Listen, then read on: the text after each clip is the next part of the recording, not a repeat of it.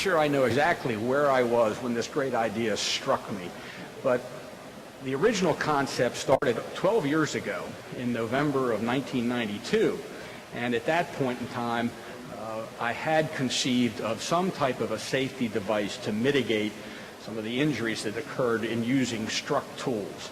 So I put pencil to paper and sketched up a preliminary style of a safety cap and began to search for materials that might be suitable for that type of application.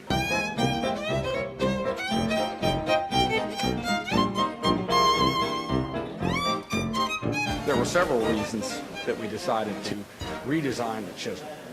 First and foremost was the safety aspects of a historical tool that caused lots of injuries over many years. And I think as a manufacturer of those products, I always hoped that I could invent a better product. One of the other reasons that I thought it was necessary to develop a new product was because of an experience I had had serving on an insurance company's claim committee. And during that time, I saw firsthand the number of injuries and the devastating nature of injuries that certain people were exposed to because of hand tools that did not have safety and new technology applied to their design. What we're looking at here are some of the early concept drawings of a safety system, and these were artist renderings of hand protection devices as well as an early cap, and then evolutions of cap designs through various changes in design. And these are in fact the original sketches I made back in November of '92 of a cap system, and in fact this particular one right here is very similar to what we have ended up putting into the marketplace this summer. I do think that the design we are now incorporating is a quantum leap forward in the ease of use, the comfort of use, and the safety of use of struck tools. And perhaps we can take the technology that mitigates metal-on-metal contact and learn to apply it in other ways for other products that can ultimately change the marketplace. We did get a lot of help from the University of Delaware, the engineering department at the university, and also from DuPont.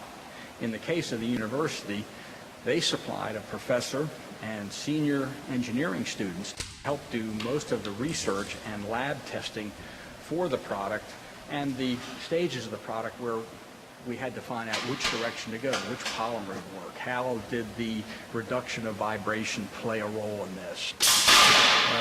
The database that needed to be built to understand the physical properties of what happens when the chisels are struck and when different types of caps and materials are on them is a pretty extensive process. So they provided a tremendous laboratory facility and lots of advanced testing for this product. DuPont lent a great deal of scientific knowledge to the development of HardCap. Baltimore Toolworks is an 80-year-old tool manufacturer founded 1920 in the city of Baltimore by a family friend and my grandfather. And over the years, my father spent his working career there, as I have done. So we're a third-generation family business, and we have produced mainly handheld hammer-struck tools for all of those years.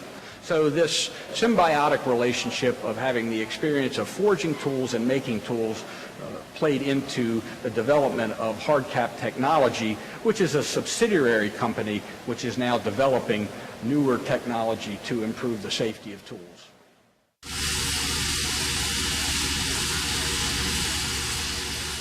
I never would have imagined that it would take 12 years to get this product to market. Nevertheless, it's been a very interesting project from start to finish. We've developed a great deal of science and understanding about how chisels actually perform when struck with hammers. And it's been exciting to develop a new use for certain materials, such as the polymers we use, in a way that no one ever imagined.